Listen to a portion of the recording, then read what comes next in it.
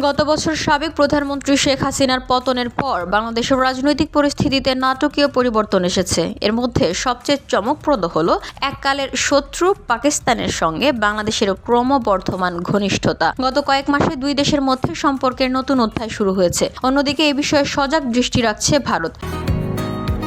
বসুন্ধরা, উত্তরা, বনশ্রী, কুড়িল ও বাড্ডা সহ রাজধানীর বিভিন্ন স্থানে অভিজাত ও অত্যাধুনিক মানের ফ্ল্যাট কেনার এক নির্ভরযোগ্য প্রতিষ্ঠান প্লেজেন্ট প্রপার্টিজ লিমিটেড। তাই আপনার স্বপ্নের আবাসনের জন্য আজই যোগাযোগ করুন। Pleasant properties limited, where destiny matches eventually. Sheikh হাসিনার গত 15 বছরের শাসনামলে বাংলাদেশ পাকিস্তান থেকে দূরত্ব বজায় রেখেছিল এবং ভারতের সঙ্গে ঘনিষ্ঠ সম্পর্ক বজায় রেখেছিল। কিন্তু গত বছর ব্যাপক বিক্ষোভের পর শেখ হাসিনা ভারত পালিয়ে যান এবং তার সরকারের পতন ঘটে। এরপর থেকে বাংলাদেশ পাকিস্তান সম্পর্কে নতুন গতি দেখা যাচ্ছে। সাবেক বাংলাদেশি কূটনীতিক হুমায়ুন কবির বলেন, গত 15 বছর ধরে বাংলাদেশ পাকিস্তান সম্পর্ক কিছুটা জটিল ছিল, কিন্তু এখন এটি দুই প্রতিবেশীর স্বাভাবিক সম্পর্কের দিকে ফিরে যাচ্ছে।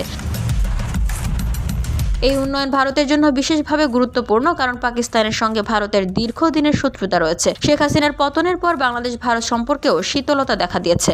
বাংলাদেশ শেখ হাসিনাকে মানবতা বিরোধী অপরাধ, অর্থ পাচার ও দুর্নীতির অভিযোগে প্রত্যর্পণের জন্য ভারতের কাছে অনুরোধ করেছে, কিন্তু ভারত এখনো কোনো প্রতিক্রিয়া দেখায়নি। বিশ্লেষকরা মনে করেন বাংলাদেশ পাকিস্তানের এই ঘনিষ্ঠতা একটি কৌশলগত পদক্ষেপ। লন্ডনের কিংস কলেজের সিনিয়র ফেলো ও পাকিস্তানি শিক্ষাবিদ আয়েশা সিদ্দিকা বলেন, পাকিস্তান ও বাংলাদেশের বর্তমান সম্পর্কটি কৌশলগত। তারা একসঙ্গে ভারতের আধিপত্যের বিরুদ্ধে প্রতিরোধ গড়ে তুলতে চাইছে।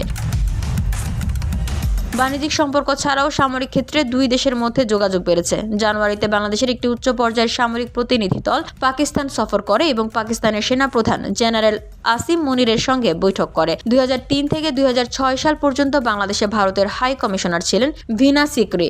তিনি বলেন, বাংলাদেশ পাকিস্তানের এই ঘনিষ্ঠতা ভারতের জন্য ডেজা ভু মুহূর্তের মতো। তার মতে, যুদ্ধের সময় সংঘটিত নৃশংসতার জন্য বাংলাদেশ পাকিস্তানের কাছে আনুষ্ঠানিক ক্ষমা চাওয়ার দাবি করেছে, কিন্তু ইসলামাবাদ তা করতে কোনো আগ্রহ দেখায়নি। বাংলাদেশিদের দাবি যে 1971 সালে যা ঘটেছিল তার জন্য পাকিস্তানিদের ক্ষমা চাওয়া উচিত। অর্থনীতিবিদরা বলছেন, দুই দেশ প্রথমে দ্বিপাক্ষিক বাণিজ্য উন্নয়নের দিকে মনোযোগ দিতে পারে। বর্তমানে দুই দেশের বাণিজ্যের পরিমাণ $700 মিলিয়ন কম, যা বেশিরভাগই পাকিস্তানের পক্ষে।